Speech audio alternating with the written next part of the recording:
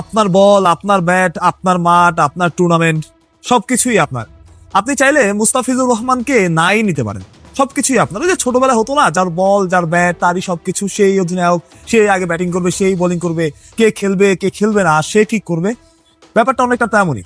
কিন্তু আপনি চাইলেই মুস্তাফিজের ক্লাসকে অস্বীকার করতে পারবেন না, আপনি চাইলেই মুস্তাফিজুর রহমানকে ইগনোর করতে পারবেন না। ইগনোর যদি করতেই পারতেন তাহলে ওই যে ড্রাফট থেকেই মুস্তাফিজকে সরিয়ে দেওয়া যেত, কেউ মুস্তাফিজকে নিত না, সবাই মুস্তাফিজকে ইগনোর করতো।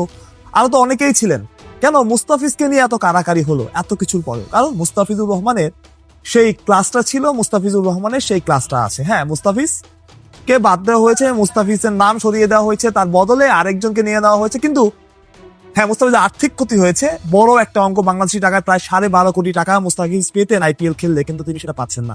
কিন্তু এই সবকিছুতেই মুস্তাফিজের ক্লাসটা কমে যায়নি, মুস্তাফিজ তার আগের জায়গাতেই আছেন। এই যে চাপ, এত রকম আলোচনা, এত কিছু মুস্তাফিজকে নিয়ে, এবং এক মুস্তাফিজের জন্য বাংলাদেশের বিশ্বকাপ ভেন্যুই পরিবর্তন হয়ে যেতে পারে, মাথায় পাহাড় সম চাপ। সেই চাপ নিয়ে মুস্তাফিজ দেখালেন তার মাস্টার ক্লাস।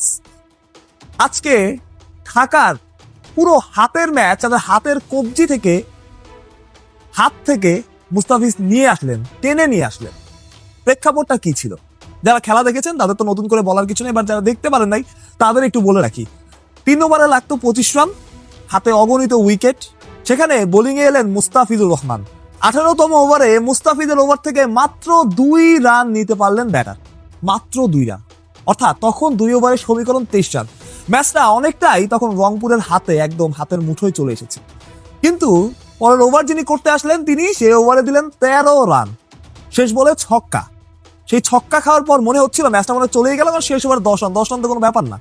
কিন্তু ওই যে মুস্তাফিজুর রহমান ছিলেন, কোনো বাউন্ডারি তো মুস্তাফিজ সে ওভারে খানিনি, ওয়াইডও দেননি, নো করেননি, 4টা সিঙ্গেল, শুধু 4 রান দিয়েছেন শেষ ওভারে মুস্তাফিজ, যেখানে 10 রান দরকার ছিল রংপুরের জয়।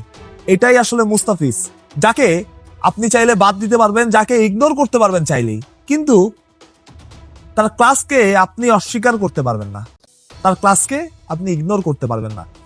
একটা ছেলে যিনি প্রায় 12 বছর, এক যুগ, 11-12 বছর, 10 বছর আন্তর্জাতিক ক্রিকেট খেলছে, তার নামে না আছে কোনো স্ক্যান্ডাল, না আছে কোনো বিতর্ক, না আছে কোনো কিছু, কারোর সাথে উচ্চ বাক্য করেন না, কারোর সাথে কোনো বাড়তি কথা বলেন না, কারোর সাথে কোনোদিন খারাপ ব্যবহার করেন নাই, কোনো রকম বিতর্কে তিনি জড়ান নাই, কোনো কিছু করেন নাই। কিন্তু বিভিন্ন কারণে তাকেই বলি হতে হলো একটা ইস্যুর, একটা ঘটনার। তিনি শেষ পর্যন্ত ভুক্তভোগী হলেন। তবে মাঠে কিন্তু মুস্তাফিজ নিজের কাজটা আরো একবার ঠিকঠাক ভাবে করলেন এবং দেখালেন বাংলাদেশের তো সেরাই, দুনিয়ার অন্যতম সেরা এই জায়গাটায় ফিজ আমাদের মুস্তাফিজুর রহমান।